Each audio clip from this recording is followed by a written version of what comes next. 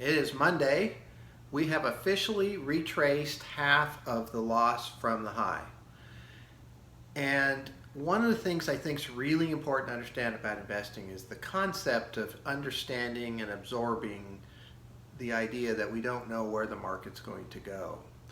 And I know that seems rather obvious, but there's an awful lot of people running around trying to figure that out. And what I look at is just what system would I make if I didn't know where the market was going to go, and that's what I've created. So we stay invested and we make slight shifts. And what happens, I'll use baseball as an analogy. So a batter gets up, they have all this data, and they find out that the batter tends to go to the right fairly frequently.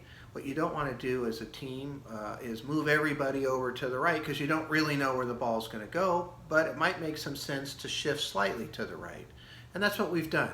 We've moved the portfolios slightly to the conservative because of the down market, and we have in place ideas on what to do if we get more data that the market is going down. On the other hand, if the market is going up and it looks like things are going to improve pretty drastically, we'd probably subtract some of that conservative pieces, mainly the treasuries, and we would start to add to things like cloud and data storage and cybersecurity, fintech, genomics, robotics, and artificial intelligence. These are all things that I think are going to benefit from this, and we're going to get some really good opportunities to buy these, I think, at some pretty good prices, especially historical. And so that's how we're looking to manage, making small shifts. You'll see transactions coming through as we make those shifts.